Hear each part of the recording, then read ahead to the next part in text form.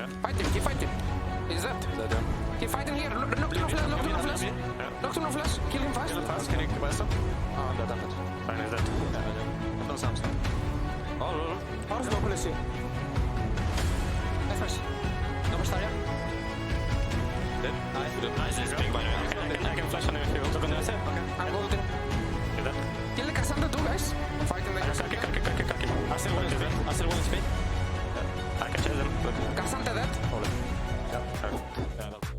And welcome back to the stage for the Marriott Bonvoy post-game check-in with the victorious Razork after Fnatic's first best-of-3 victory.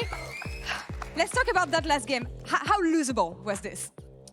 Well, in theory, it shouldn't be losable, but we were making some weird decisions. So they got Nas, then they got Elder, then they got another Nas. So yeah, we need to fix that and see how we can end cleanly the game, because it shouldn't be losable in my opinion. What did it get for you guys to actually bring back the victory in your favor? Was it communication or planning for plays better? What did it come down to? No, I think we still had pretty good champs. We had longer range against their champs, so we knew that they were the one who had to engage.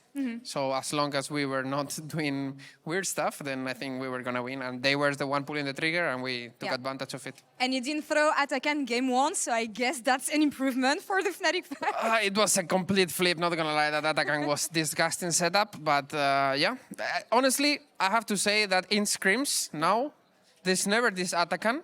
There's always the flowers one. So it's like you have to actually play different, because if you get the revive one and you lose the smite, game can be very different. But in scrims, literally 1 out of 10 games is 9 out of 10 games is the flowers one, so it's harder. All right, and focusing on the LEC, focusing on what the new format we have, you were talking about best of threes and telling me that you like it. And I know that pro players for years have been saying that what we need to elevate the region is actually to have more series. So how hyped are you about this new format?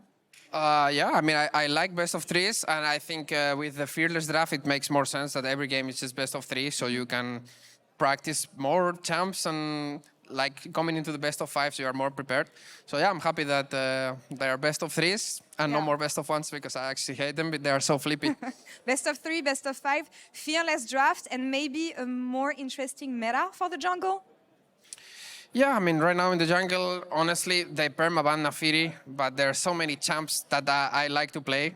Hopefully we can play Nafiri, but I think it's going to get nerfed pretty soon, because the champion is completely busted, but we will see. I was about to say, quick words on how disgusting Nafiri is right now. We've seen it in the LPL. Any chance that it goes through in the ban phase and that actually someone can play it? Well, I'm not sure if the patch is coming next week, but if they leave it open on Monday, for sure I'm going to pick that. Fingers crossed. Let's see if we can see the champion. Razork, thank you so much for the interview. Thank you. Let's send it over to Finn and Mickey for a breakdown of that series. Thank you so much, Laure. Always great hearing from you and Razork. I'm sitting here with Mickey, and I just came into this that there's a player of the game, and it is Oscar Rinin. What do you think about that? Did he have a good series? Makes sense, yeah. He solo killed game 1, and he was very impactful in all the games. Yeah. So, yeah. Very impressive. A little applause for Oscar Rinin. Great job. Now, Mickey, we're going to talk about your last game. We had a very volatile game. It was very back and forth. But I want to talk about a certain dragon situation that I want to have your insight in. So I'm going to roll the clip here. And you're going to see on your screen, hopefully soon, as the clip is rolling, anytime now. Or it's not. But either way, we can talk about it, because Duffman just joined your... Oh, never mind. We have the clip here. There we go. Here, you guys have started the dragon, and now you're promptly exiting as they are coming in. And here I thought, okay, you're going to try to hold this banana bush, but instead you all walk towards mid and approach from this angle. Yeah. Can you explain why you did that?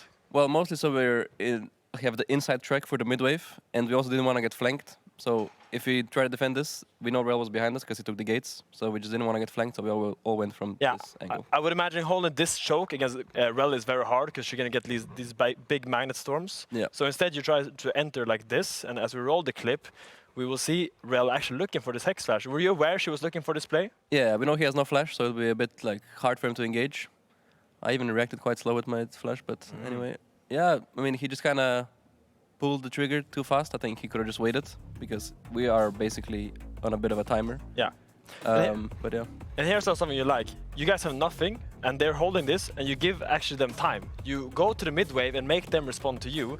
Because as we see here, you actually don't always all rush in, even though the Drake is still up and you have a numbers advantage, until Oscar finds this. Yeah. But it looked like you guys were ready to go for mid wave. Yeah. We were just gonna get mid wave and we'd probably hit mid tier 1 until they actually started. And then we try to get some vision on it somehow and then eventually walk in somehow. But if they just give mid completely, we can just take some towers and go back to sides because it's their first Drake and it would be our third, I think. So we're not like sweating to get it as well. Like it's nice, but we don't have to just give up everything to get it. Yeah, and I think giving yourself an option like that is very important. I think just like not being locked into one choice is really what makes a good team. I want to talk about Duffman joining your organization because obviously you worked together with him for a long time now. And what I remember from Duffman is that he was really good on his mid-game setups. At least in G2, you guys really worked on your mid-game. Have you felt a noticeable increase in direction ever since he joined your team? Yeah, for sure. I think this one was like a decent example. I think the fourth, the Dragon, was actually a better example of that, where they just kind of went all there and we just went mid and pushed like 2 towers, I think. Yeah. And then just came back and we started at Drake as well, because a lot of time beforehand, we would always be like 1 minute before, we would just go 5 men, go Drake, and just like start it or look at them. Yeah. But we didn't give ourselves other options. Yeah, because So you end for up in sure, a position where like you really want to start a fight, but the enemies know you're standing there, so then the pressure is on you. So who's actually calling for this in game? Are you the one pushing for this, or is everyone very aware of this? I mean, usually me, Upset, and Humanoid are the ones that are keeping the horses. We're holding the horses. So there are 2 horses in the team. There's 2 horses. So we're like, guys, we don't need to go. Like, we're not on a timer. Like I had, for example, for the 4 Drake, when Panther just like ulted them, like, bro, we're not on a timer. One is on a timer. They have to start it, you know. Like they're sweating.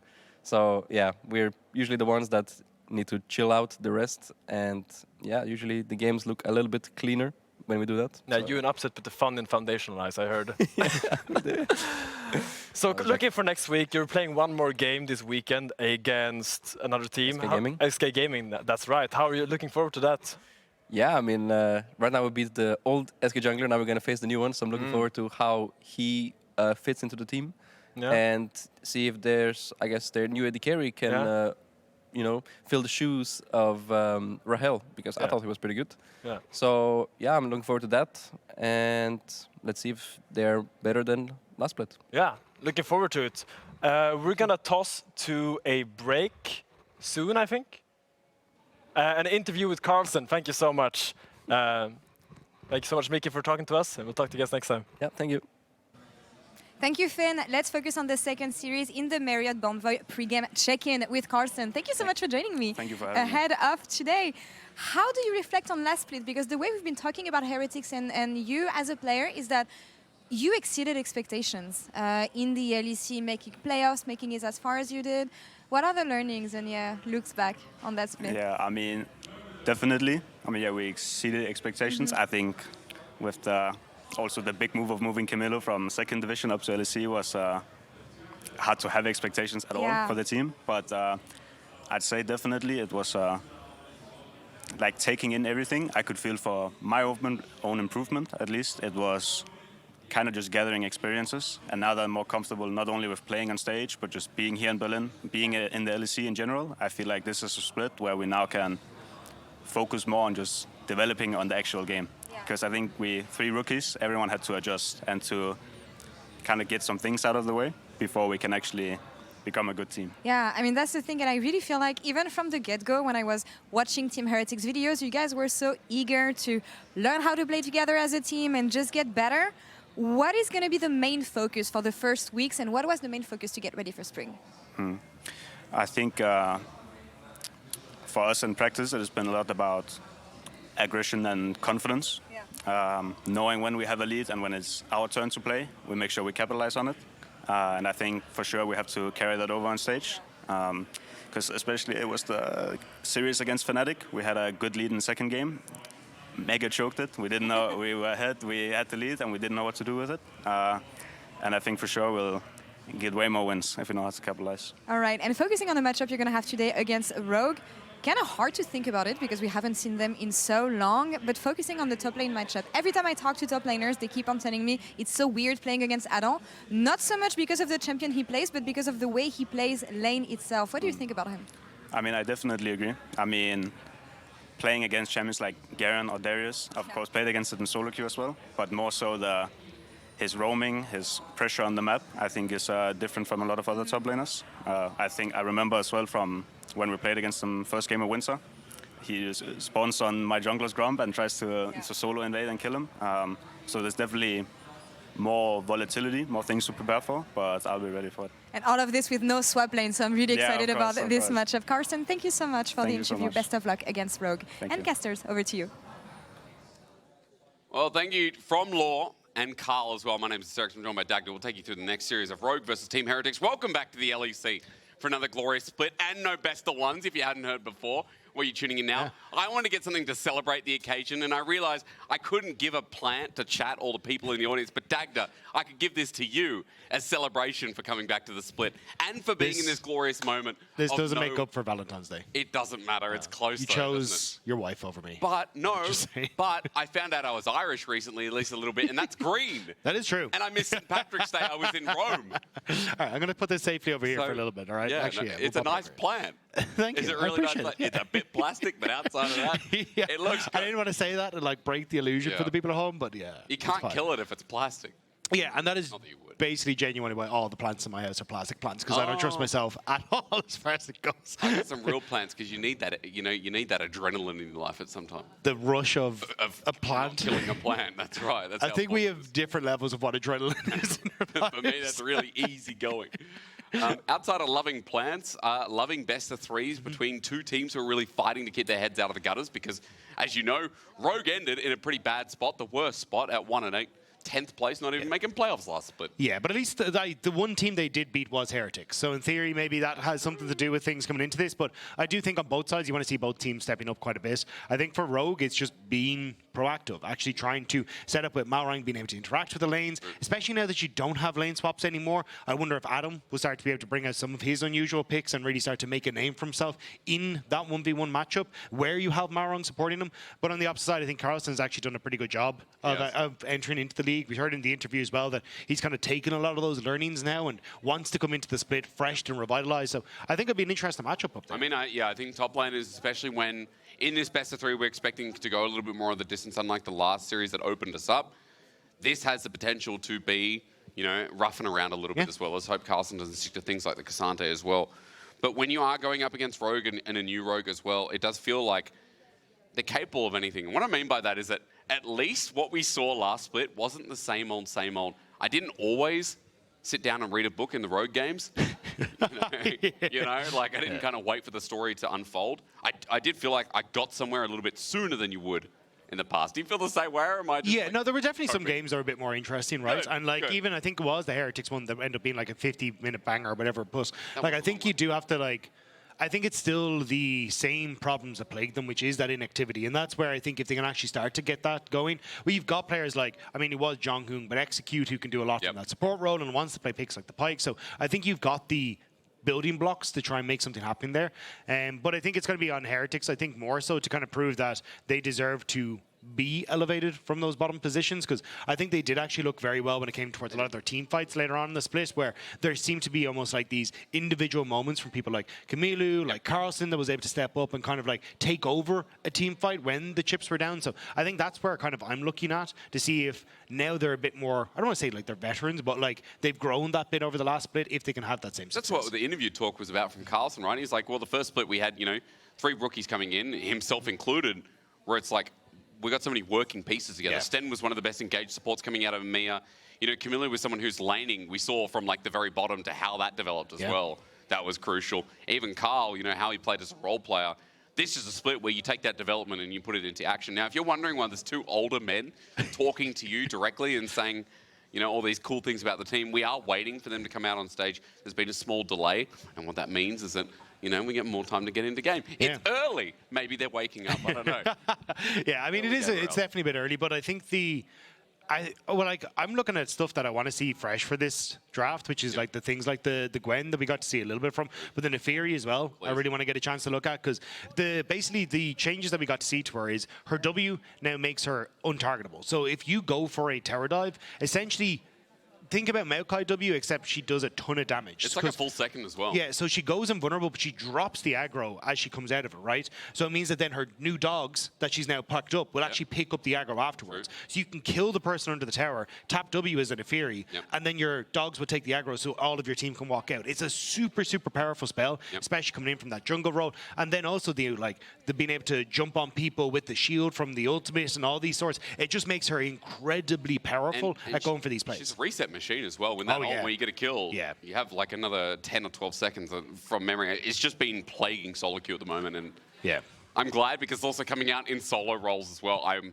waiting for teams like G2 to see if we get more flexibility with it, and if it gets let through. But that's the thing, right? Like, it feels like at least we've got a damage dealer coming through from jungle, because I think everyone's kind of getting a bit fed up with the Mekai, Sejuani, bye. It's we bowled at that. We bowled at that. But I think the fact now that we're moving away from lane swaps, so anyone who didn't watch the international event, we are not going to have any lane swaps anymore. They've completely killed them. But it does mean that from that perspective, now you can start to get that flexibility where you can guarantee yourself an Ambessa versus Warwick matchup that you want to try and play through, or any of these weird picks. So I think especially Fearless now, with the lane swaps gone, takes on a new level because you actually can play a bunch of these matchups without having to worry about, oh, well, I'm just going to get lane swapped on and my Jace is going to go like 10k down in the first 3 minutes. We don't have to worry about weak side anymore. It's nice, yeah. I know at EMEA Masters we got to see the 1v1s, and I know this, in the last series we got to actually see the 1v1s. And when champions like Gwen are starting to come out and we're starting to see more diversity, it does make it a little bit more exciting. I'm glad that everyone is also glad that lane swaps are gone. Yeah.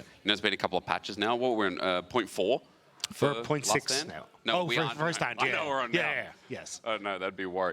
But yeah, first stand, so we've jumped a couple of patches, and outside of that, there's things in the bottom lane as well. They got buff like Kai'Sa, like Jhin as well. Yeah, I think it's still a lot of on-hit AD carries though. Like when I look at it's still Varuses, it's still the Ezreals. Like I think Kai'Sa, unfortunately, is kind of a victim of the lane swaps where she can't get out of those horrible matchups anymore. So she's going to struggle a little bit. But I think you still have a lot of picks that are going to do well. But I think it will be still a lot of the on-hit guys rather than maybe a Jhin, but most of the crit guys are kind of out. If we go down the draft rabbit hole, I've been told though the delays are still there. So get on your train, put your coal in, and just wait before we start pulling the engines.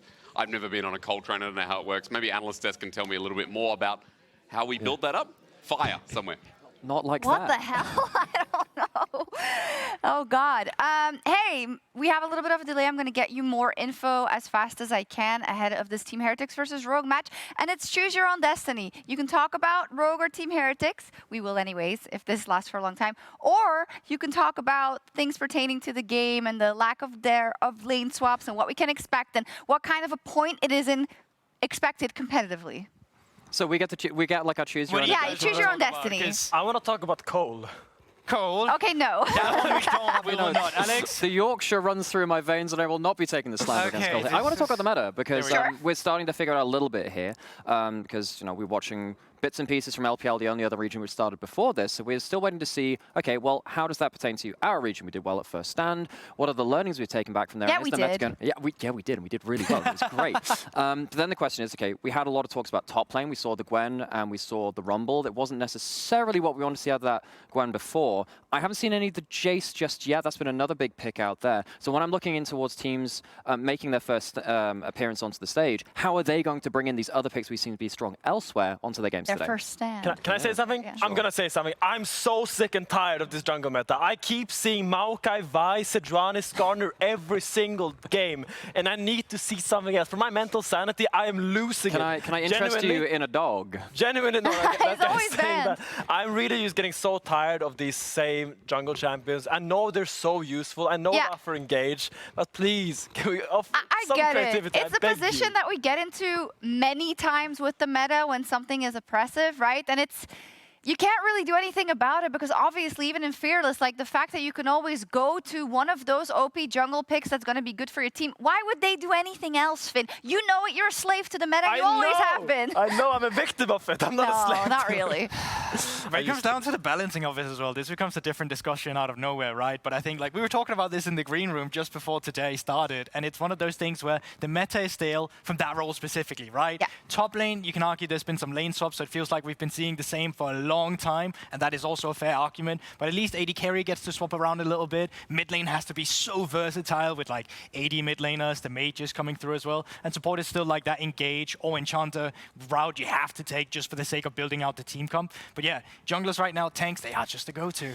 They are, however, when it comes to like the Vi Sejuani side of that, at least they're proactive. You know, when we go back to other metas and other roles, Zeri, Yuumi, Lucian, Nami, I think everyone got very, very bored of them, at least in Europe. With Vi, you press R and something happens. And me, as you know, there are two kinds of League of Legends. There's like your gourmet, 3-star, Michelin star meals, and then there's your burger League of Legends. Vi pressing R is burger League of Legends, and I'm absolutely here for it. Sometimes you need that just ability to press a button and have something happen. So I will give that a positive to the jungle meta as it happens. Yeah, I mean, yeah. We're also going into Fearless, right? So, I mean, not going into, but it is best of 3. It's still right? here, yeah. So, like, you might have your chance where you're tired of seeing your Maokais, your Sejuanis, your Vi's. I mean, the Maokai's still on the ban list, so you probably won't have to see that be first pick for some time. Vi's still getting up there as well.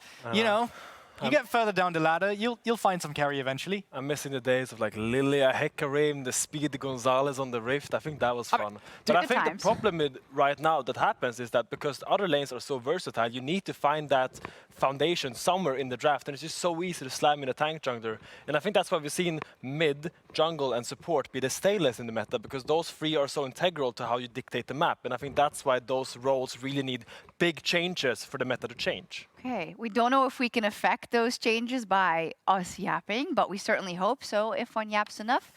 Who knows? Do we want to talk a little bit about these two teams as well? I know there's not really a lot of tape to go off. I did watch the interview with Carlsen, and I think it's interesting because we obviously have league expectations towards a team. And for us, it's really get to playoffs and do semi-well or bust almost, right? But when it comes to Team Heretics, some of those players on that roster, that was actually a great split, I guess, for getting to know everything. Some even, I don't want to say standout performances, but Carlsen definitely didn't embarrass himself just to make one of the examples, right? So it's only up from here, and it's nice to have a year or split or a spring and a winter where you have the opportunity to do that. Well, putting it in perspective, start of the year, I don't think I saw a single tier list before Split 1 saying that Heretics would be above the bottom rung. No, it was 10th. It was 10th in mine across the board. Yeah. So for them to get into playoffs, and yes, you know, get bashed around a little bit, that's still a victory for them, putting it in that perspective. Now, that was with some other, you know, noise in the data as well. Lane swaps coming in for a rookie top laner coming in. Carlsen, of course, we have fond memories of him back in NLC 2022. It was fun seeing him back on Astrala's talent back at that time. Being a rookie top laner, going up to a tier 1 league in as a rookie and learning how to lane swap is very, very difficult. Yeah. That's not a skill that you learn very easily in tier 2. It's not a skill that you learn in solo queue. So for him to come into standard lanes, at least that's a positive for him. He will be up against Adam though, so it's kind of like, well, you know, he's also very good in that kind of individual 1v1. That can be a bit of a problem in terms of that player matchup, but this is the time to prove that you deserve to be here in the LEC. Yeah, I completely agree. And, you know, to take it into that matchup, Rogue did beat them last year as well. It wasn't a completely clean game, but it was one of the few victories that Rogue actually managed to get themselves. And in our new format, well, format, right? You have to be top 6 to make it into playoffs. Oh, yeah, true. It's not enough to get into top 8. So I agree. I think even that Team Heretics actually overperformed last year, that could net them top 8 to get into playoffs. You're going to have to make top 6. And that's important for both these two teams because you're up against some of the weaker end teams right now. Winning against one of these can be pivotal when you come later down the line and you're looking at that scoreboard and it's just one game that separates you. No, absolutely. We don't have any visual aid now, but we are not yapping just to yap. Spoiler, we almost never are, but we're having some issues. I'm trying to get an update for you. It's tech issues that haven't been resolved yet, so hopefully we get you a little graphic so that you can stay as informed as we are, which is a little annoying because it is a best of 3 day. You know, if you're that team waiting, it's actually new. It hasn't really happened that much in the LEC. I think that we've had 3 best I was molded with it in the LPL. I was molded by it. Yeah. 18 games in 2 days. Yeah, so for our players, maybe Finn, you know, they're just waiting. Yeah, especially if for me, I played with Larssen many years, and he's very comfort-based. He needs things to be his way for him to feel good, and maybe these passes is a mental attack by Heretics to actually get back to him. But I think Larssen has shown that he's not happy being where he is. I think just seeing how he grinded solo queue, actually like responding to the criticism of the public, I think that was great to show that he still has that hunger. Okay, I have a little bit of an update for you. It's not that happy. It's still, we are so back. I told you. So also in this matter, we are experiencing problems with the coach audio. In order to solve this problem, because it is very important, we will do the draft backstage before players will execute the draft on stage. We're going to do a short break for now, and we'll be back shortly after.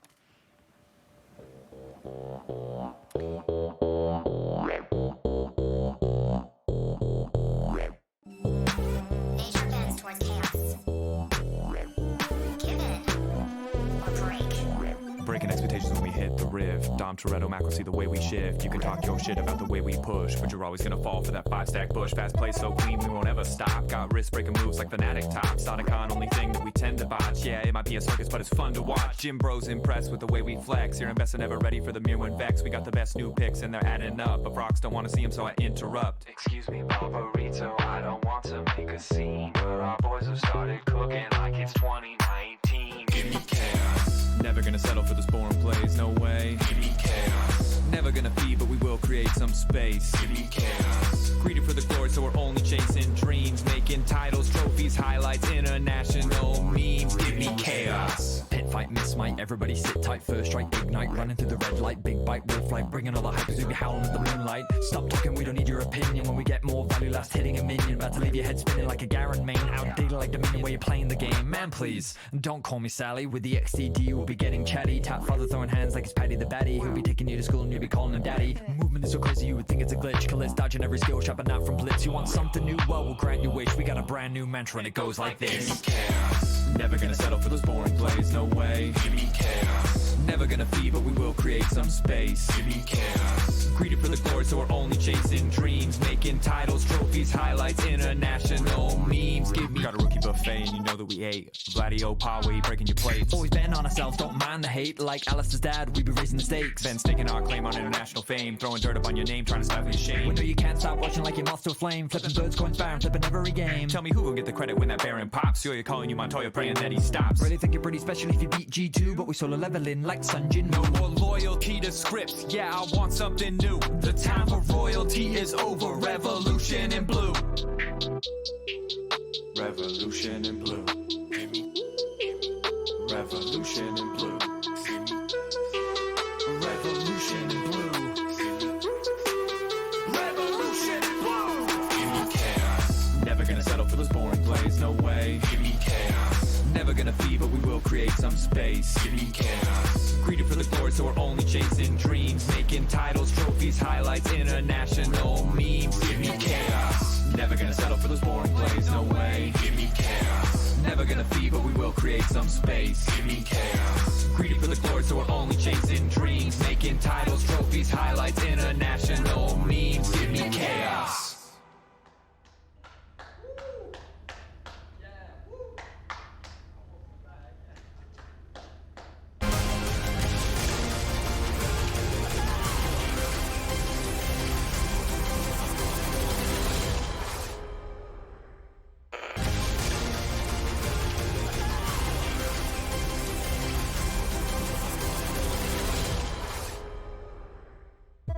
I know it sucks. It's us. Unfortunately, the issues are persisting. There is a solution. I'm going to get the exact wording for you in a second. So basically, we are experiencing problems with the coach audio. And I'm going to get you more exact wording because I feel like whenever I'm watching a broadcast, you can't always know all the specifics, right? Because there's some things that we can't tell you, but it's interesting. And I totally get why we would have to delay the draft and do it in a different way. That's all I'm going to say. So hopefully I get the wording. Otherwise, I'm just like blabbing for no reason, really. Yeah. Then it comes down to competitive integrity, right? Exactly. We want to make sure the game is fair. Like, we need to make sure for the players, for everyone, that there's a fair game being played. And I think whatever it takes, we have to do. I'm going to say it. The one coach could hear the other coach, basically, the other team. Yep. That's not what you want. I think we should go back to doing drafts with smoke signals. We couldn't fix it. So. 3 bans again. I think Kassadin should be 97% ban to make it fair, we should have just made the other heads to be able to hear them as well. So yes, exactly. Each other. I think we should speak. I think we should bring like back. A co-op. Give me chaos. We should exactly. Give me chaos. We should bring back code. We should play code words for draft. That's the new innovative ways. We've got fearless draft. Why not that? Nah. I mean, some of the teams need all the help they can get. Where do we land? on Rogue, because I feel like it's such a difficult team to talk about in ways, because often they just don't really give me anything, not even chaos. I mean, I'm gonna let you have it. But how can a team with Adam, Malrang, and Jong-hoon be so passive and be so docile? I feel like they're not actually looking for things. I know these players have it in them to just go bananas and just take over the map and make for these. Just give me execute Pyke, Malrang, Jarvan, Adam, Garen. I want to see some of these picks come back, and I need to see these guys with agency. I want to see them roam around and make things happen, because right now it's not happening. I think this weirdly fits into a kind of category of team, which it doesn't matter how many players you change or the coaches you change, somehow a team retains an identity. I think you can see that for, you know, Rogue, unfortunately in this case, but teams like KT Rolster and CLG fall into this. I think we've sadly saw this with top esports at Third Stand. CLG! Hey, there are plenty of teams, it's counter logic gaming. That's a trigger. You can change. You can change. Look, the point is... Wait, for the people that are not aware. Sorry.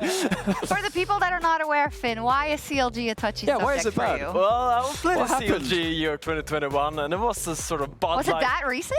Yeah, 2021, I got Bud Light aced, basically. They just benched the entire team pretty much on a content piece. That was a great time for everyone watching. Wait, was that Breaking Point? No, that was... No, that was the, Stardo. Probably the CLG version of Breaking Point. Finn, just pick me whatever and let me loose in peace. And then he got benched. I really missed that really brutal look behind the teams, but you have to be pretty brave to release stuff like that, because that brave, can be... right?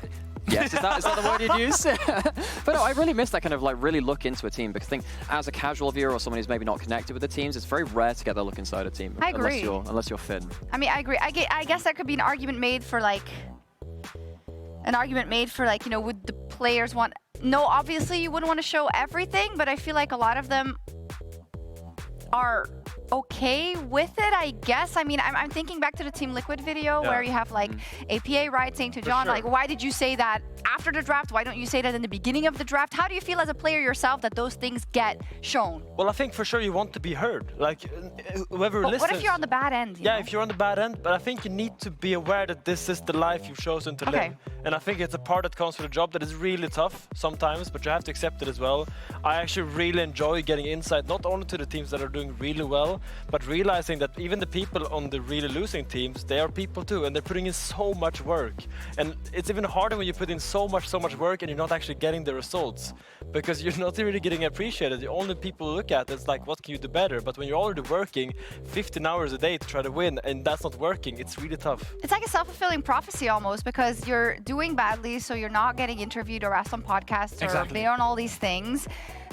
So how are you supposed to turn it around? Because I will say it very honestly, right? I see Rogue games and I think, oh, guys, but I have no idea what goes on there in the training room. Sure, for sure. And I think it's also difficult covering them from our point of view because of, well, as an analyst, we can most of the time only look at the gameplay, and the things we don't know is behind closed doors, and it makes it very difficult to cover a team that's falling apart. And you do want to cover them because we care about the players, and you want to tell their story, even if that story is struggles. But sometimes the best story you can have is a player coming back from a struggle. And I think being able to really describe the struggle as best as you can brings a lot of value and also entertainment, not just obviously for us watching it, but also for the viewers. Yeah, and even if players have wound up on rosters which are on the negative end of like atmosphere and they're not playing very well, often, you know, we'll have had interactions with them. Maybe you as fans might have had interactions with them as well. I remember when Ebby was on Team Heretics, he's a player which I covered when he was in the Japanese league, and I had very fond memories of him. Now, did he do the best in LEC? No, but I still want to see his story and I still want to cover that. We're talking about Carlsen, who came up from NLC. For us, we knew that. And he struggled in his first split. We want to see that recovery there too.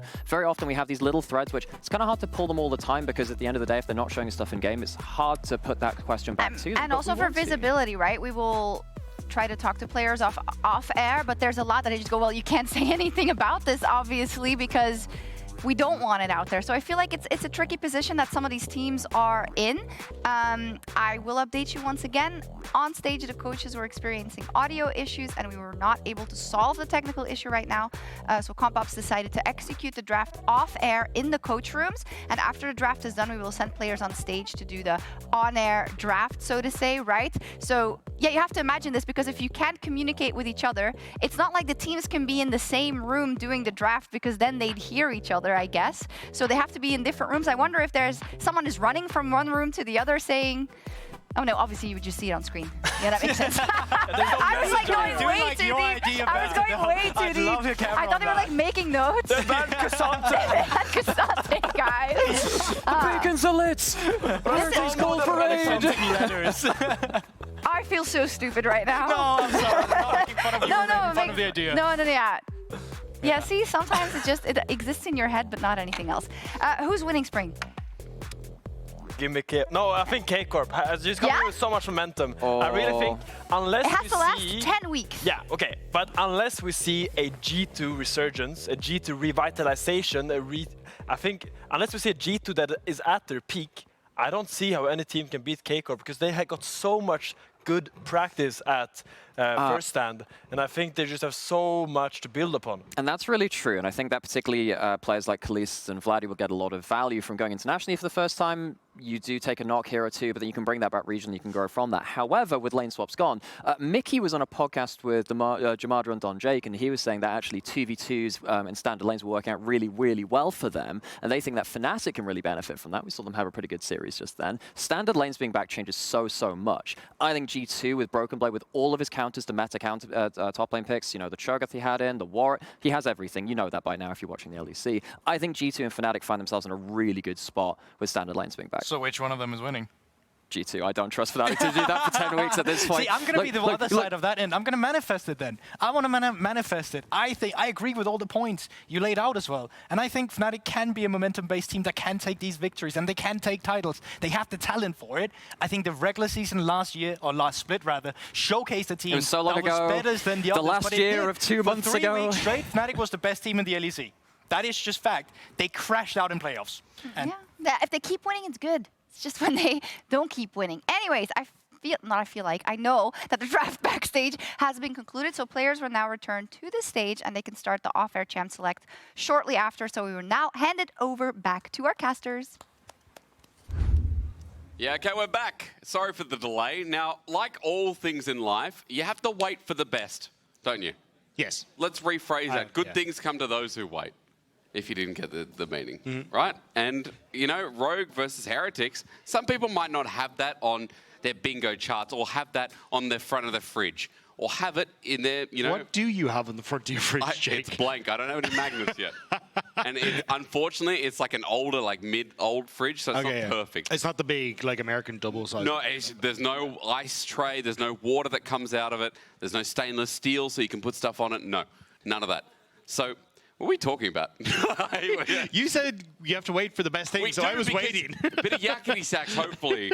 And especially since, you know, we're hoping that these drafts deliver as well, right? Yeah. That's what we're talking about. Yes. And look, we got there.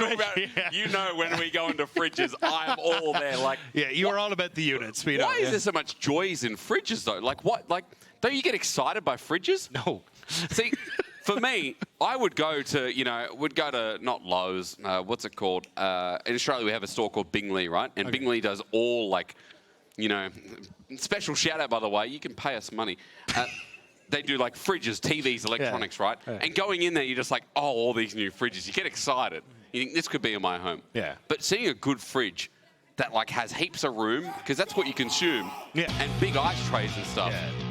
But you have to realize I am a single man who lives by himself. So my fridge is like... You showed us your bread. Yeah. And that's cooking, and that's part of the love. Sometimes people put bread in the fridge. We're going to have to see what people are cooking here on the stage as we are going to get in towards draft. As we look at Zyra, Jace, Azir, Maokai gone. So 2 picks already that I'm kind of surprised that are the Zyra and the Azir priority here, because we've kind of seen like the Vi, the Skarners have kind of been the main go-tos. Now Neferi and Gwen starting to come into that ban list as well. So yeah, those are left open, but immediate Aurora is not what I was expecting. And Neferi is open, by the way. Just a quick side note. I guess Gwen was the bigger priority, and Aurora feels like a bit of an LPL start to the draft, especially when this is still being picked in their best of ones over there. Yeah, it's just, I think the Skarner is such a strong pick still. It really that is, I'm surprised that they didn't try and prioritize that one. So I imagine the Varus with the Skarner are going to be locked in here. Varus just incredibly strong both in the poke build and also on hit, kind of being king in the bottom side. Yeah. The Vi immediate lock it, like, so already on Rogue side, we're seeing them play very heavily into some sort of dive or at least backline access composition, which is kind of where Skarner thrives because you have to play into him. Yep. So I think Rogue, we'll have to see how this one pans out, but at the moment, I'm kind of liking what Heretics are bringing to the table. I mean, you're right. Again, this is a powerful 1-2 from Heretics on the red side. As Yone, maybe a bit of a takeaway since this has been the go-to, but Aurora in top. is what we're kind of sitting with as a question for now. Yeah, I imagine it's Aurora top, so I think you've got like options here. As Carlsen, you could go towards the Rumble if you want to, and then try and go for some sort of AD mage to match Larssen. Like we've seen things, okay, they're going to go towards the Ambessa. I was going to say you've seen things like the Tristana into the Yone matchup, but going to take the Ambessa instead, try and solidify themselves some sort of nice top lane. And then I imagine support band's probably going to be the first takeaway here for Heretics, just trying to make things a little bit more comfortable for the Varus, or maybe even look at bands like the Ezreal and these AD carries. Well, put your hunger aside for now, because we're going to see what goes down towards that bottom side, especially for Rogue's angle, as things like Kalista already taken away. Ezreal, the primary AD carry, nice little mention there. And when you think about other top-tier AD carries at the moment, things like Kaiser, if we're talking about dive, might be an honorable mention. I want to see, though, if this Nefiri actually gets considered, even though we already have junglers. I mean, it has been a flex in other lanes, but so rarely seen. I'm excited, Dagda, but I'm also disappointed because I'm like, where's the first draft today where Nefiri's open?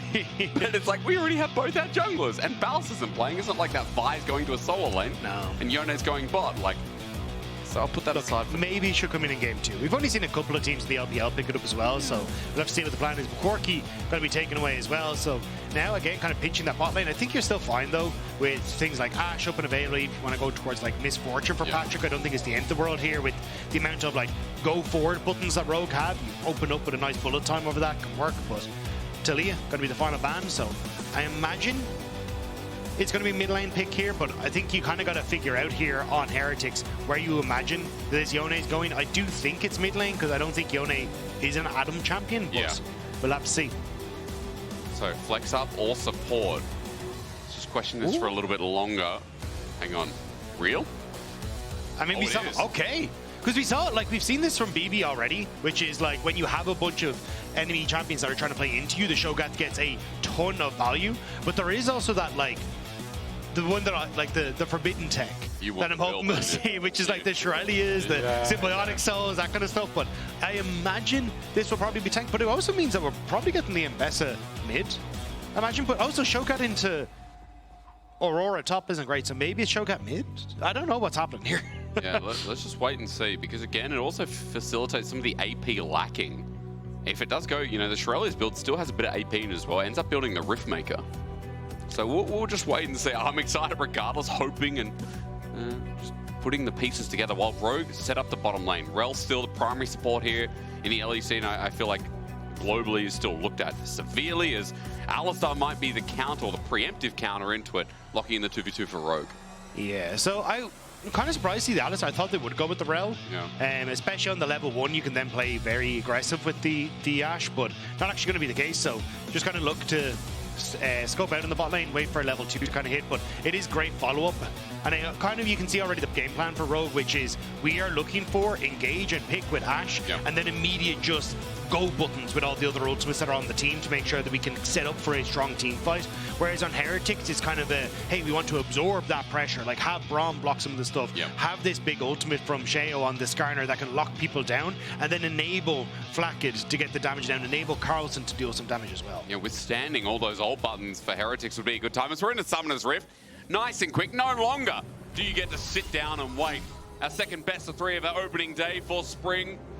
Team Heretics and Rogue. This is 8th versus 10th. Rogue finished 1-8. Remember, again, the only series, or rather game they picked up, as Dagda said earlier on, was against Team Heretics. But it looks like we are going to get this Symbiotic Souls Cho'Gath. So basically the whole idea, actually I'm going to hang on as XQ's a little far forward. Yeah, he's just going to have to walk over his mid turret. He's got a bit of preemptive support from Larssen, and just a bit of poke here with a Rupture up. Yeah, so there is this basically movement speed build Cho'Gath, which is essentially how you try and play this. Kamiloo, you go Shirelia's Reverie, you want to get your Dead Man's Place, you want to get your Force of Nature as well, and basically just play through all of these movement speeds that let you get on top of people very quickly. And the goal is to get these Halo Blades auto attacks off early, because you just get so much poke so quickly with your E. You can rip through a health bar thanks to the percentage health damage that is on that E auto attack, and your trades are just obnoxious to deal with. So at least in the shorter lane, I think Larssen should be able to try and get away from it, but it is going to become a menace with how much damage it can deal later. Plus, you know something I just found out that I totally spaced on, is that you actually get 0.5% increase on that E based on your feast stacks. It's not just percentage on max damage, it also adds on top of that. So there's a lot of amplifiers on it, which again, heightens your point. The Halo Blades trading is going to be something we watch for, and hopefully, again, it is just the one true build that has been, I guess, plaguing for the last month. I wouldn't say plaguing, though, because it does feel like it's nice. These intricacies of League of Legends, when you see new things like this, you're like, boy, oh boy, I'm glad we're not watching Corky Azir anymore. You know? We've grown out of that to Cho'Gath Yone, which is not a sentence I'm allowed to be saying. Boys now, you can already see there, like Larssen gets a decent trade, but Kamiloo's able to trade very effectively back, thanks to that extra damage through the void spikes that are on that E, and that's all you're looking to do here is just continues to get that. But Larssen, as soon as he starts to get back in towards a bit of lifesteal and stuff, going to make things a little bit easier for him. But for the moment, Kamiloo just going to be happy to absorb all this and go for this quick reset where he goes towards those early symbiotic souls. We've seen a lot over in the LCK, but essentially what you want to try and do is get these early resets in, push a wave, immediately reset, buy another item, get back to lane, and use the fact that you can just constantly have this empowered recall and faster movement speed to just play in lane and outpace your opponent through attrition. Let's not forget, at level 6 as well, but the best thing about this Cho'Gath is you have double smite. You know, the feast and I guess some of the parts, people have been taking Axiom Arc. I don't know on the secondary rune page, I didn't get to see it at the start, Dagda, because unfortunately I have ADHD and I look at many things at once and absorb nothing. So, I mean, with the increase on feast as well, it's like 1200 early as soon as you hit level 6. Bit of extra damage on that usual, it's already 1200, it's like 1300, a little bit extra. People know what I'm saying back home, but it's a nuisance. But it does catch you out, because especially if you're trying to like play around that bar to be like, oh, well, that is when I'm in execute range, it is going to be slightly over. So you can catch people out pretty regularly, but Kamiloo already getting a decent push in the mid. Also has the passive that lets him heal up and get mana every time he kills a minion. So that's why you can see him kind of doing fine here against Larssen, as Larsen's going to take his first reset. Still holding on to the pot and he's full HP. Yeah, kind of the power of Cho'Gath, isn't it? Now, we've obviously talked a lot about this mid pick, but that's again because I don't think last split, did we see BB played Cho'Gath, but we didn't get the symbiotic sword. No, we didn't. So I think that's why, as well, just because it is such a unique build in itself. But Malrang for the moment, hovering around up towards this top side. Nice ward from Carlsen to spot out that there might be some pressure coming through, but I think he'd be okay to survive for the moment.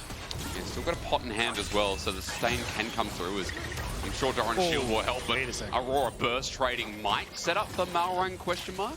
Yeah, I mean, you could definitely go for the dive here. Pre-6 as well. He's going to be very skeptical, and no one on Heretics is in the position to help him here.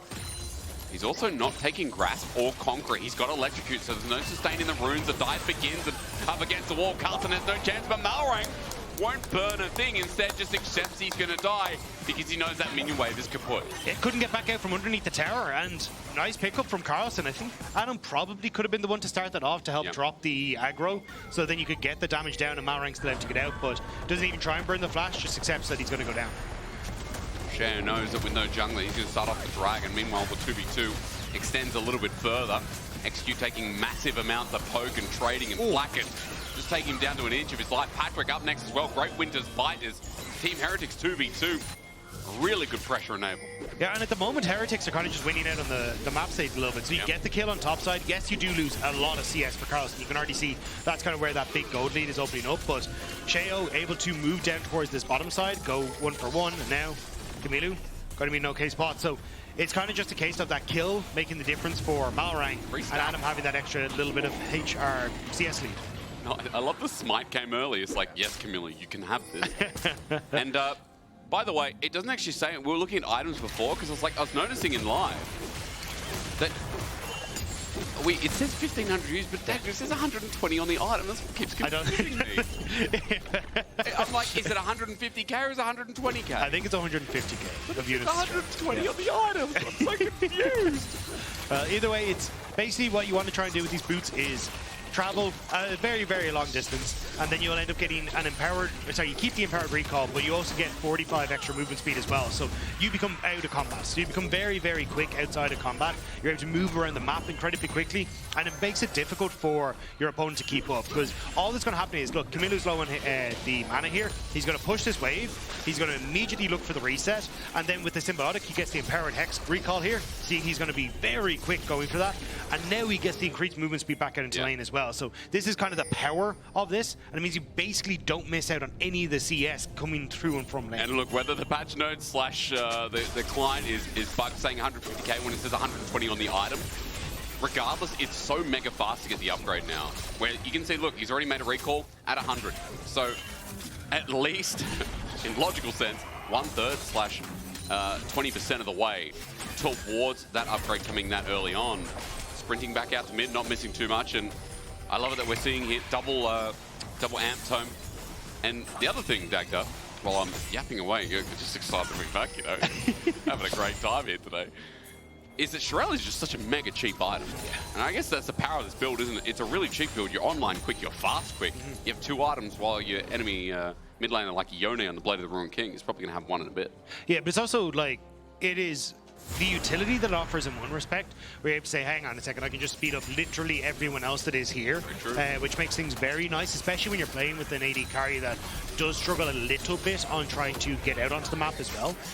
Sorry, not get out of the map, as in position fights, having that extra little bit of speed up is going to be really, really nice. But also then just the amount of ability power it gives you is pretty stellar as well, just for what is supposed to be a support item, essentially. Like, it's 50 ability power, you get 15 haste. Like, it is just nice to have those extra little bit of stats as well. So overall, it works out super well, especially for a Cho'Gath, whose identity is to get up close and personal and then feast on you. And I mean, in this team where you said there's a lot of dive, and when we think about it as well, things like Yone, Vi, very committal into a Cho'Gath and a Skarner. Won't be too good as Arrow flies through, but Kamiloo flashes away. Now, Arrow does hit top. Unintentional, I think, onto Carlsen, but he survives for now, even without his boots being Merc Treads. He's just going to accept the weight. He's not having a very good time, though. 86 CS to 47. And yes, he'll pick up a little bit underneath the tower, but Adam is getting more and more of this plate gold as well. Malrang now top, and if it happens on the opposite side. Dagda, I'm worried. I mean, up against the wall, we're once again repeating history, but this time with ultis, the burst on the Carlsen, 1 auto, and Adam finds it. There's going to be another minion wave crashing in shortly. And the last one put him that far behind, but this one, I'm scared to see what happens now. Yeah, I mean, you're just incredibly far behind now as Carlsen. You just don't really have that pressure now to try and play as an Ambessa in these fights if you're not able to kind of one-shot someone. So I think this is also where you're starting to look at Heretics who don't have a huge amount of engage potential on their side as well. They're kind of hoping for Flakked maybe with the Chains of Corruption, or Carlsen with that ultimate, maybe a wayward Q from Kamiloo, but you kind of needed this Ambessa to be firing on all cylinders to act as a threat, and it's just not really a thing. Now, should we talk about the build and top? Yeah, I did glance at that as they went for the dive, and I was like, Cho'Gath, that's not the items that I expect towards in Aurora. But yeah, I mean, if you need an answer for a very fast team on the opposite side, maybe you just go faster on the other way as well. Going for the shreddies, we already kind of said, like, you get a ton of value out of this item for what is available. The fact that you get the ability power, you get the ability haste, and even the base mana regen is just really nice. So you do get a lot of value, plus it being cheap, so it makes some sense. And especially when you're trying to keep up with a Yone and a Vi and get everyone else involved in that team fight, helps out in that regard as well. Well, pause while we sit and think about that as well. Now, call me crazy, call me silly. Something forgets the name. I don't know, that's a quote from the game. Adam has 150 stacks to go. Yeah. I noticed. And Cho'Gath starts with 120. Now, there's a key detail I'm forgetting, and people at home probably screaming at me like, it's this. Maybe it's melee versus range? I wonder. It's got to be subtext on Symbiotic Souls that I'm just... Why is it lacking? I don't know. I don't know. Sorry, I am distracted because... So on the way into the car today, I was listening to the analyst desk opening the show. Yep. And they were talking about eating sippy cups for the players because we don't trust them anymore. Yep. And I'm now looking to the players and realizing that the pause is over, someone spilling their water. No. It's like, you know what? That's pretty impressive. Oh they nailed it at the start of the day to realize what this pause was going to be about. But yeah, we're going to be getting back into game very quickly. But yeah, more sippy cups are needed at the LEC. Yeah. Who did it? Well, we'll find out shortly. Anyway, Australia's top. What we're talking about is the Aurora build for Adam. He's just imitating Cho'Gath at this point, and he's going to get there a little bit quicker than Kamiloo as well. As we were mentioning before that pause came in, it's 1,300 the gold lead. Right now, this Ambessa is not in the game at all. I mean, Pickaxe, Caulfield's Warhammer. struggling to live. Yeah, but Heretics are in a bit of a weird position here where they are only now moving Kamiloo down to answer the push from Larssen on the bottom side. So Larssen could TP up to this play if you want to try and fully commit towards this. Push in mid, though, means that Patrick's only coming across now as Malrang looking for the play. Thinking about how he ults in, a smite to get the steal, the arrow to set up, and Rogue to jump in, execute an easy engage, but the flash away from Stend, build some space, set up with the fake shield is enough. Even with the impale from Sheo in the end, that won't counter the play. Set up from Rogue is nice, and it's a cheeky steal of not one but two grubs. So Heretics had committed Kamiloo to kind of hanging around mid lane, waiting to see if maybe Patrik got that step too far forward, maybe they could look for some sort of play, but he ends up not finding anything, late to go bot lane. Now Adam able to answer for the push on the opposite side, and you get that TP and kill on towards Rogue as well. So nicely done by Rogue, just pushing in wave states to set up the map in their favor. And again, it's very proactive of them as well. This is what we were saying last split, that like for Rogue, it's not just sit back and hope. You know, a Malrang probably brings that as well. This guy, a little bit crazy, and I love it. We're continuously diving the lane that has no thought in this game. Carlsen right now with his flash belt might have popped the ult. He does so first, but he's knocked up into the air, down to the ground, and all round Carlsen will die to execute, but still loses another wave. 50 CS behind his counterpart. Now as well, benefit to Larssen. Yeah, Malrang has just been doing this every time Sheo is on the bottom side of the map, so there's no answer. But now Kamiloo and Sheo want to find something. Well, silence will help that out. Kamiloo has also got the help of his jungler. Adam pops the ulti, gets out, and this would be a disaster. Yeah. Oh my god, Adam. You know, he burned his flash and his ulti, yes, but there's no trade kill for Team Heretics. So that's the Shirelli if he wants to as well, to try and make himself very quick to get out of this one. But Rogue, happy with that one. Yes, he had to burn a lot, but that's kind of the problem with trying to go on towards Aurora in the side lane. She is so slippery with the invisibility, the ability to jump around with her ultimate, and Heretics left a bit empty-handed. You get ability haste as well with Shirelli's battle song, don't you? So yeah, honestly, just a nuisance at this point. Also picks up the Hextech alternator, so we're getting some raw damage coming through as well. I'm just surprised by, like, Malrang, the game plan has been really clean. And Rogue's entrance into this split, when we've talked about this team suffering for such a long continued time, and especially in winter, this is the Rogue we want to see that can really start thriving in the LEC. But it's also just kind of the hit on towards like the foundation, or as Jack Spectre likes to say, they foundationalized well. They have foundationalized, haven't they?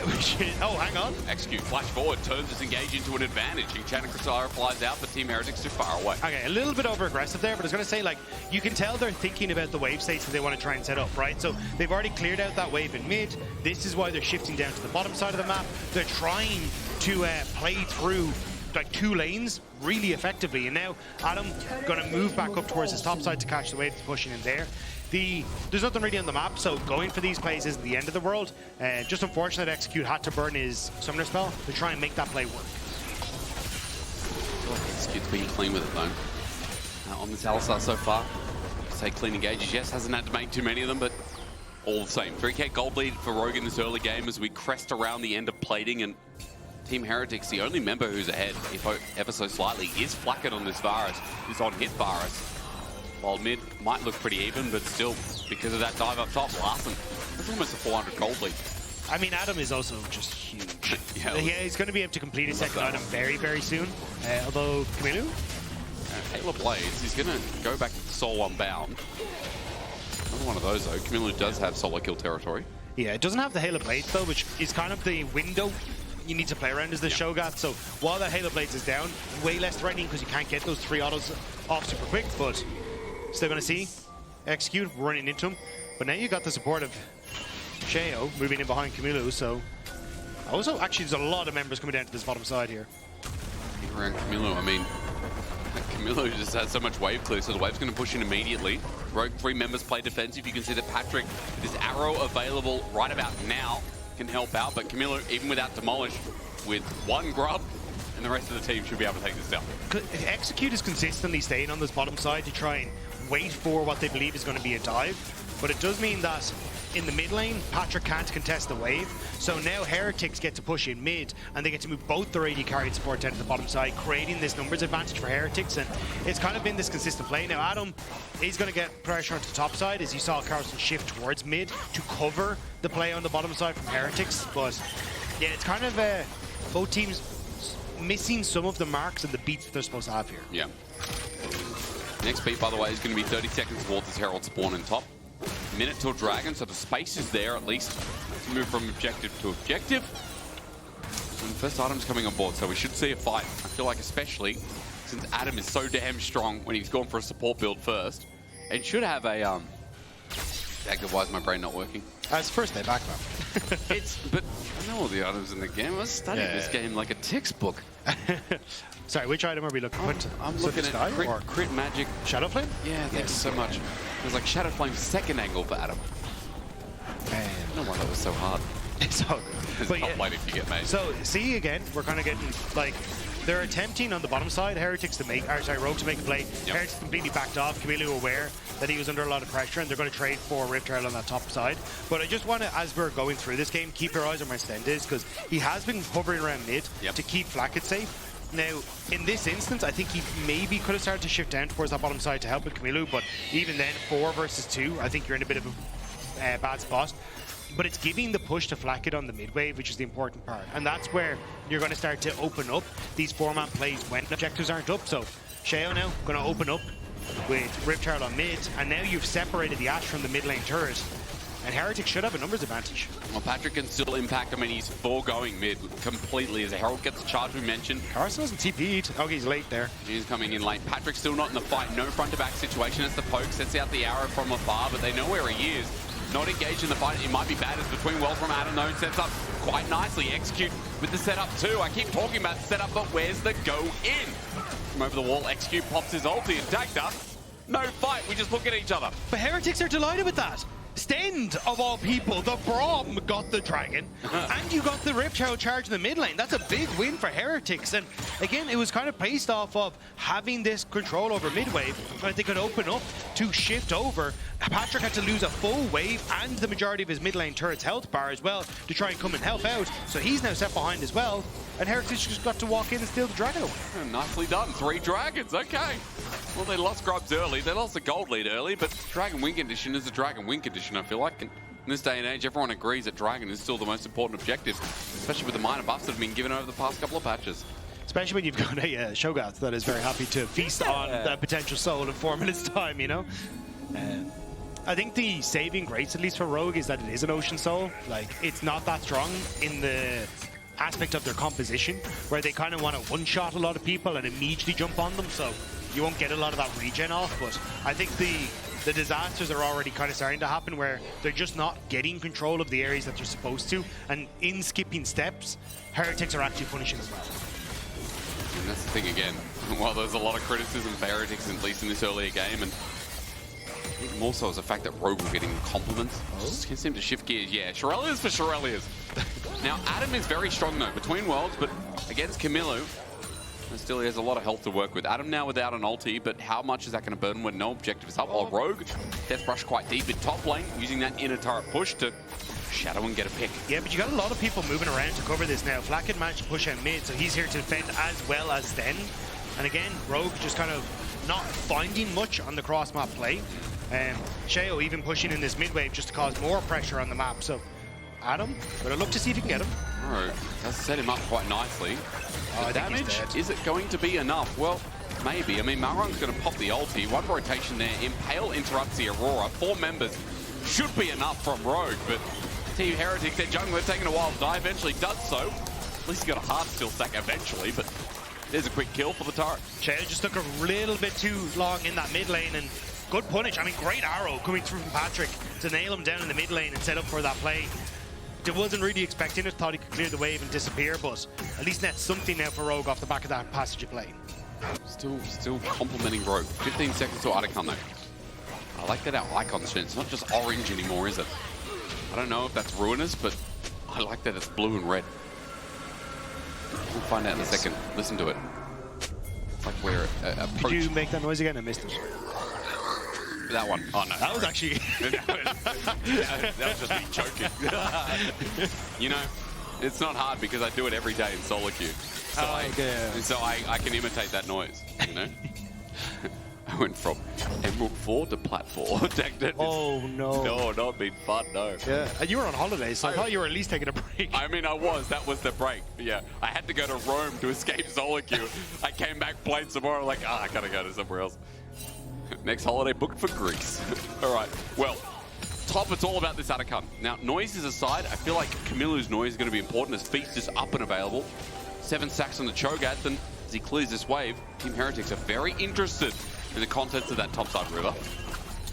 Yeah, I think they were trying to make a play into Kamiloo, but Stend has actually been doing a decent job of playing between both mid and top to keep his side lane safe. And I think that's where Rogue are really struggling, because we kind of said already what Rogue want to do is fish for picks, and if Heretics are never really giving them that chance, they're just playing for this dragon at immense time. That's where it becomes a little bit more difficult.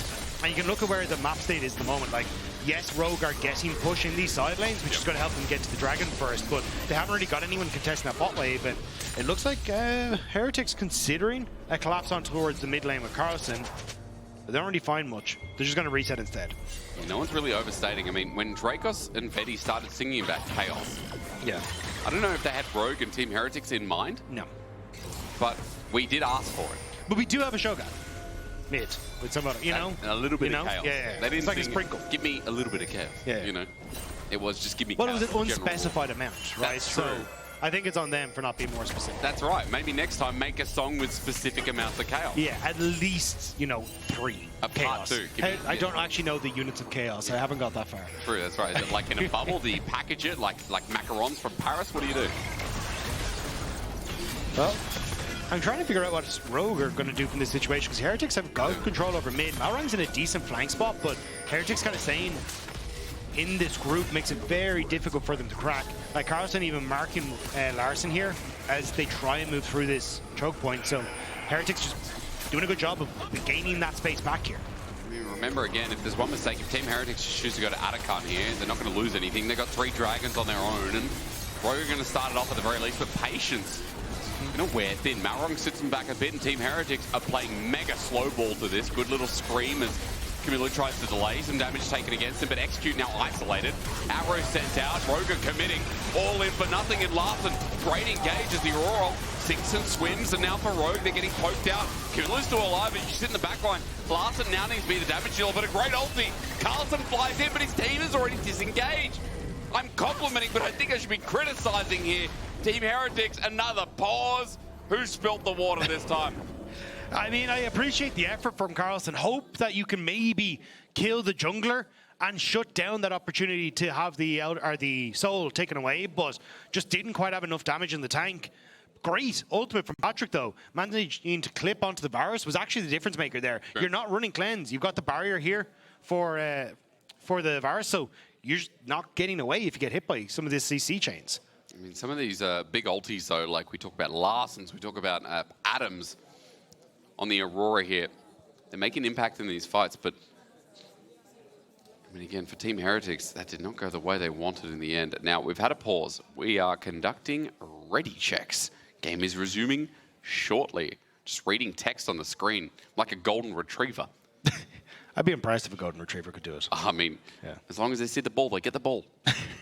You know, I got compared the other day to a dog, and I did get compared to a golden retriever. And I don't take offense to that.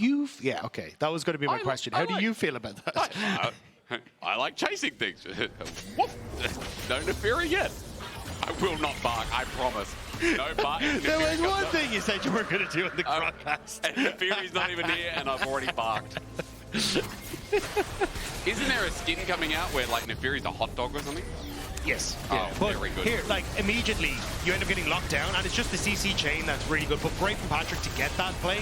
And the burst damage is there, because Kamiloo gets the feast off, so Execute does end up falling. But here, Carlsen thought he might have enough, but Malrang's flash means that he just barely ends up staying up. But at that stage, you can always look for a recontest, especially with Kamiloo being able to TP back in, Sheo having that smite available, but it just wasn't quite enough for Heretics. Well, this dragon goes down, Rogue stop the chain. At the very least, next objective needs to be thought about will be the Atakan and top, and Rogue coming back out on the map with 2 items apiece. Note that Rabadon's almost there for Adam, would make number 3. He's taking the Cho'Gath build and put a chef's hat on it, while 2 and a bit items, almost 3 for Kamiloo, who might be going the Rift Maker 3rd after the Dead Man's. Yeah. Looks like the way to go. It won't be a lean Huntress, just see the Haunting Guys as a next step to the action of becoming tankier, healthier, and more AP. Yeah, it's such a nice build. It flows really well. You end up tanky, ton of movement speed, damage. So, well, Heretics trying to now get control over this mid wave. They're moving basically everyone here. And I think this is where Heretics kind of need the people in their side lanes to control the push, because this mid lane tower has been incredibly low for so long. The Heretics really haven't been in a position to take it down, and it's kind of been existing on side lanes problem. Like, Carlsen at the moment is just sitting in river, not really able to do particularly much, because Kamiloo wasn't also pushing on that top wave. So now they're kind of caught with, well, where the hell are we supposed to be right now? Do we need to shift up towards the Atacon? I don't really need to, as it looks like Larssen just going to back away. But now you're also not having a push in the bottom wave either. So it's both side waves going Rogue favored and Rogue punishing well through that. And again, to draw attentions, and Carlsen will have to move down to that bot wave. Just note that while TP's there, hang on, in 2 seconds, just watching Kamiloo slap Larssen a little bit. Kind of crazy the damage that comes out when he's this like mixed build of hardly any anything. Yeah, it's the percentage health damage of your target is insane. But Stend gonna spot out there's multiple members here. Arrow does connect. It's in melee range though, but the Aurora follow-up is beautiful. Rogue pressing the buttons, but no kill yet onto Flakked. It takes a little bit of a while, but as the Impale goes down, the ult from Stend and set up from the Ambessa helps clean, but Malrang somehow still alive. He burnt down for quite a while. Sheo will get the shutdown. Jungle dead for AD carry. Smites matter, but is it enough for the Baron? It was a nice collapse from Rogue, but unfortunately they just couldn't quite kill the target fast enough. It was a good ultimate from Sheo, and then that TP burn from Carlsen to answer, but it's still kind of a 1-for-1 all said and done. And you see it here, like, they used the push that they have in both top and bot to collapse, but they just couldn't quite get the damage down thanks to that ultimate from Sheo. They ended up getting pulled that little bit too far forward, then with the Ambessa lockdown as well, but we're back to live. Yeah, it is. Back into the fray of it. Set up by Larssen is nice, so Flash is already burnt. Kamiloo gets out of the way. Now that Cho'Gath doesn't have a summon spell active as Rogue are definitely going to have priority over this Baron area. Without a card right next to it. Team Heretics, their mid laner, a little bit more volatile now. Shirelle is having a short cooldown in that Flash again mentioned. Yeah, I think at this stage, Heretics kind of just happy if they can force Rogue to respond to plays that they are making, because it means that you don't have to get punished for that lack of TP on Carlsen. As soon as you end up opening up the map again for Rogue, that's where I think Rogue are going to be dangerous. They can start up Atacon with Larssen being on bot side. Carlsen kind of needs to swap positions with Kamiloo on the map right now, because he needs to be able to TP up to a potential Atacon fight, but it looks like at the moment they're still kind of hovering with Carlsen around mid lane, fishing for these picks that I don't think are going to happen for Heretics. We're never in a rush to get places with Rogue, are we? No. You know, whether it's a comp. Despite the amount of movement speed we have in this game. We still walk to places, don't we? Team Heretics, the same can be said. I feel like they still want to walk. I mean, walk towards that next dragon. 45 seconds of time, it syncs up, and Adam and Malrang trying to make a play on Kamiloo, but the wave's quite deep until... Nah, spotted out by a Warden. Yeah, but finally, with that, Heretics will be able to get the mid lane turret that has been kind of plaguing them for a while now. But again, you can see, like, push on bot side here for the Yone. I'm surprised they're actually getting the double reset. It looks like it's going to be for the dragon, but I thought they'd try and force something up towards the Baron area or Atacon as soon as you see Carlsen on that bottom side, because he still doesn't have that TP available. You could have tried to force the numbers advantage, but Patrik has ult. May just look for it on the mid lane play instead. Kamiloo joining on mid though. Adam trying to be sneaky and walk right up to them. Right, Kamiloo's joining in a very fast way. 5 members get river first for Team Heretics. This is Soul. And Malrang knows it best, but now he's caught out. He has to queue over the wall, but he seems interrupted. Flashes out too, and Team Heretics Soldiers go to eventuality, so Rogue pick the bottom left-hand side, and Flakked is caught out. Stend might be as well between World from Adam, setting up nicely the Impale for the return kill, but Rogue are in a 5 versus 3, and they like those odds! Sheo gets knocked up, nowhere near will you go to my man Malrang. A double kill over, and Rogue, when they think about options in the pit going wrong, they look left and see a pot of gold with Flakked and Stend. There is no world where that works out for Rogue. I know. Like, Malrang queued over the wall and then immediately was like, oh crap, I don't want to be here. Sheo knew it, silenced him. You even got Sheo, who ends up locking him down to keep him in the pit so he has to burn flash. But it's just the engage on the opposite side. Patrik kind of catching Heretics in transition, and they all fall down. It's been a disaster for Flakked. Like, I can understand where the barrier is coming from. It's like, hey, there's so much backline access with the Vi, the Yone, the Aurora as well, but not having cleanse and no priority on towards anything like a Mikhail's has really come back to bite them here. I mean, it was kind of hilarious, but you're right. It's just such a whirl-about play. Baron goes down. 6k gold lead for Rogue. And this game one is looking mighty good as teleport behind. Team Heretics were moving up. It's a double, you're right. Adam and Larssen moving into position. That Cho'Gath has no chance as the Adam is mega fast here. Running around between worlds set up as well. TP as a response, and so much so we've lost the ulti, we've lost sound, and that Cho'Gath getting bursted down. Kamiloo lucky to be alive. Stend in the middle as well. He flashes away. Team Heretics. Dagda, they're on the run. They have to keep running because it's everyone on Rogue here. No flashes available on key carries. Means they may just be able to escape Malrang. Considering getting in range, the ultimate just about to come off cooldown, but Sheo was on bot side, so nearly disastrous for the team. It will still be a lot that they're losing here, but not quite the game. What is happening? It's just, I mean, for Rogue, they're somehow making it work. They made it work at Dragon. The double TP doesn't find anyone, but it pressures out Team Heretics that they get in a turret.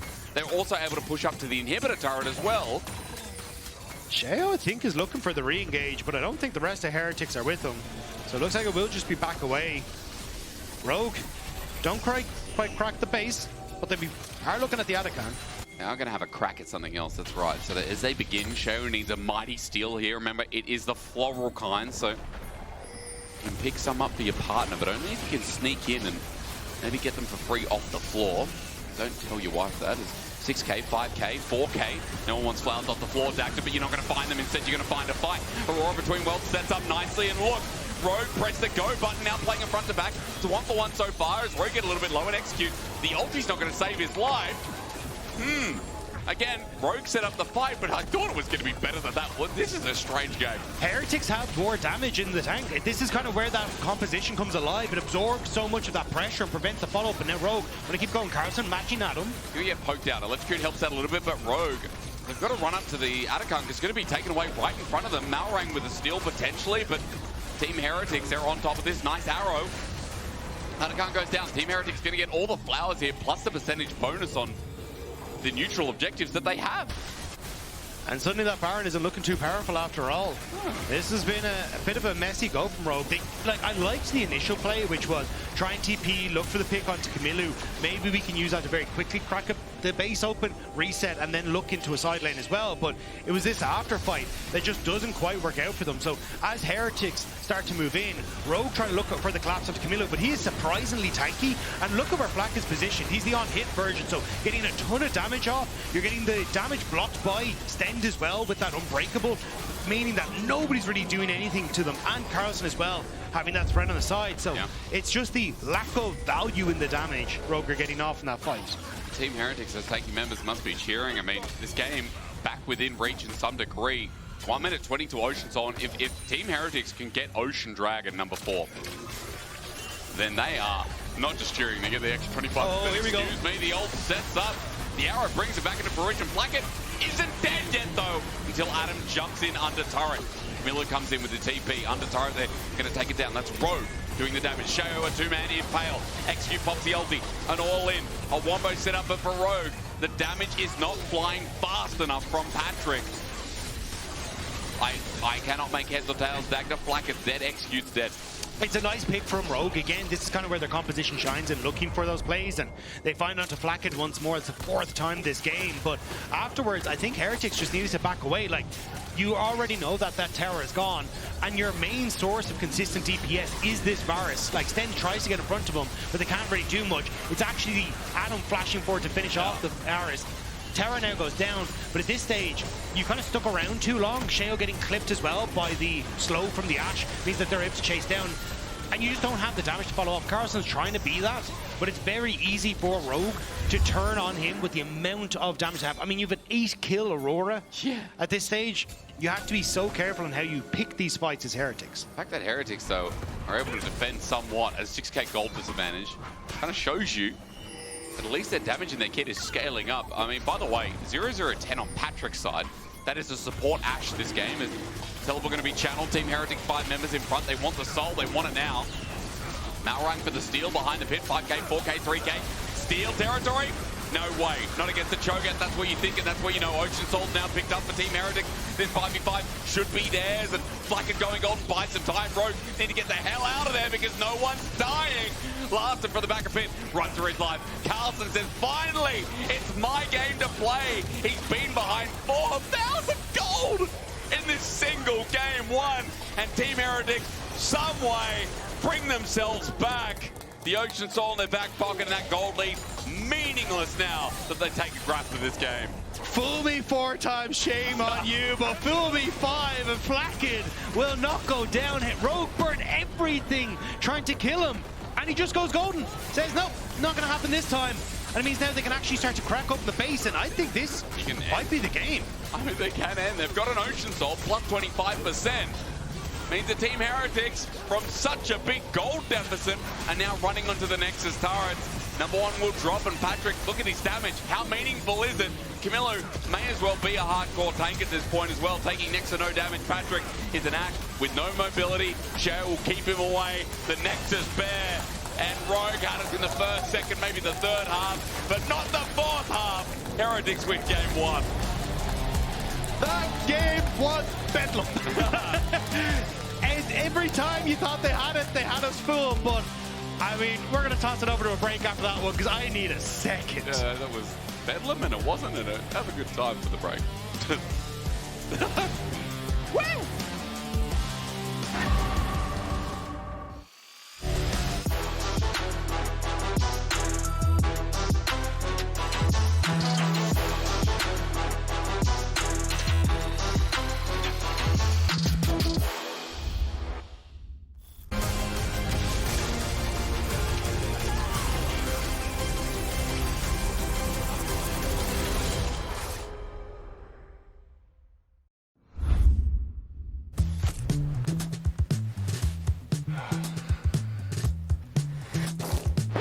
Damn it. Hey, Dragos, you ready for the... Oh, that doesn't look good. Wait, I have a solution, but you have a break. I will be right back. Just wait.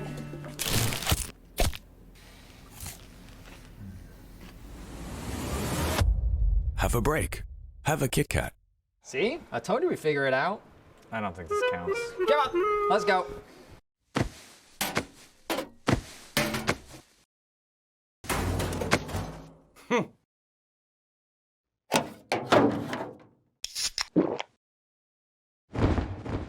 Red Bull gives you wings.